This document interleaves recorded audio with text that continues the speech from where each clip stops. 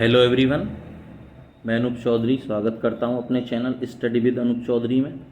देखिए, मैंने बायोलॉजी की काफ़ी कक्षाएं पहले ली हैं।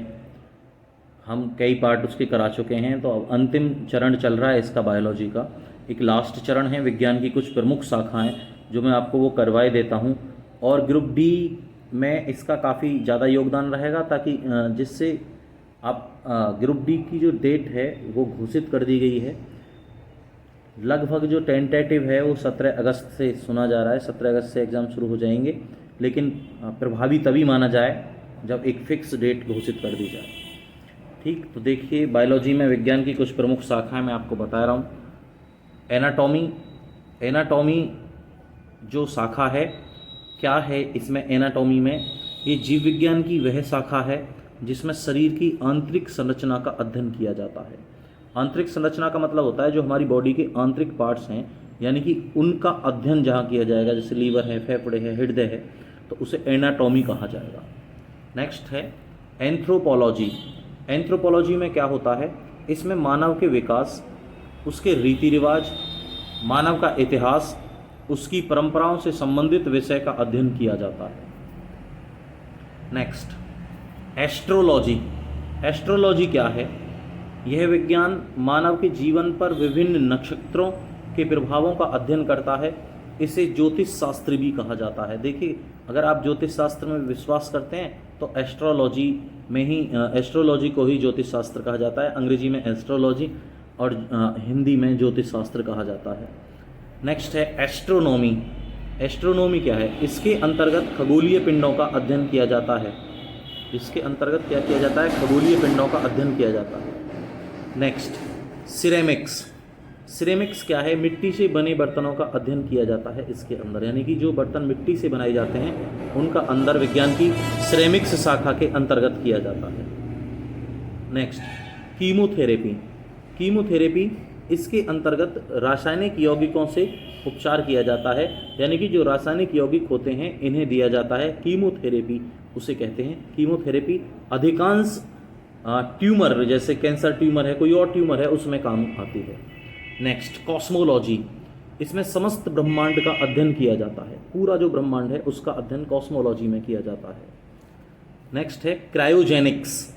यह निम्न ताप के विभिन्न प्रयोगों और उनके नियंत्रणों का अध्ययन करने वाला विज्ञान है।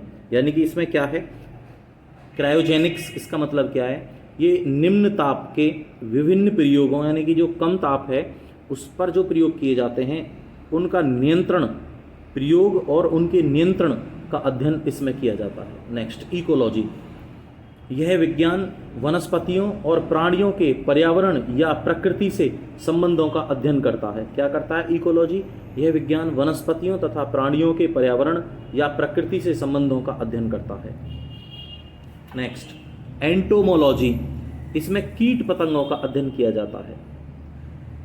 एपिडीमियोलॉजी, देखिए बहुत इंपॉर्टेंट है, विज्ञान की वह शाखा जिसमें महामारी और उनके उपचार से संबंधित अध्ययन किए जाते हैं। यानी कि जब भी कभी भी कहीं कोई महामारी फैलती है और उस महामारी के अंतर्गत कोई भी बीमारियां आती हैं तो उनका अध्ययन एपिडीमियोलॉजी में किया जाता है। X biology. इस विज्ञान के द्वारा पृथ्वी को छोड़कर अन्य ग्रहों व उपग्रहों पर जीवन की संभावनाओं का अध्ययन किया जाता है। जियोलॉजी। इस विज्ञान के द्वारा भूगर्भ संबंधी अध्ययन, उसकी बनावट और उसकी संरचना का अध्ययन करते हैं। नेक्स्ट जीरोंटोलॉजी। जीरोंटोलॉजी वृद्धावस्था से संबंधित तथ्यों का अध्ययन इसके अंदर किया जाता है। Next horticulture. हॉर्टिकल्चर क्या है? हॉर्टिकल्चर फल, फूल, साग, सब्जी, ठीक, को उगाने, बाग लगाने और फूलों का उत्पादन करने का अध्ययन जो किया जाता है वो इस विज्ञान के अंदर किया जाता है, हॉर्टिकल्चर विज्ञान के अंदर। नेक्स्ट है हाइड्रोपैथी। हाइड्रोपैथी क्या है? इस विज्ञान के द्वारा पानी से रोगों की चिकित्सा होती है, यानी कि जो पानी है उसके द्वारा कुछ बीमारियों का इलाज किया जाता है, तो उसे क्या कहते हैं? हाइड्रोपैथी। Next hygiene. स्वास्थ्य की देखभाल करने वाले विज्ञान को हाइजीन कहते हैं, यानी कि मनुष्य का स्वास्थ्य कैसा है और कैसा नहीं है, इस चीज़ का अध्ययन हाइजीन साइंस के अंतर्गत किया जाता है। होरोलॉजी, होरोलॉजी के अंतर्गत समय मापने का जो काम है, जो अध्ययन है, वो होरोलॉजी साइंस के अंतर्गत किया जाता है। मैमोग्राफी, इस शाखा के अंतर्गत स्त्रियों में पाए जाने वाले ब्रेस्ट कैंसर का अध्ययन किया जाता है। स्त्रियों में पाया जाने वाला ब्रेस्ट कैंसर आज के युग में अत्यधिक मात्रा में चल रहा है, बहुत ज़्यादा चल रहा है।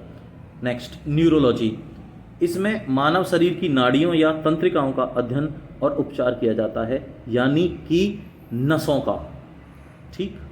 नेक्स्ट, ओडोंटोग्राफी, इस शाखा में दांतों का अध्ययन किया जाता है, यानी कि दांतों में कौन सी बीमारियां चल रही हैं, दांत क्यों कमज़ोर हो रहे हैं, वो ओडोंटोग्राफी के अंतर्गत आता है। नेक्स्ट, ऑस्टियोलॉजी, ऑस्टियोलॉजी में हड्डियों का अध्ययन किया जाता है, हमारी हड्डियों का।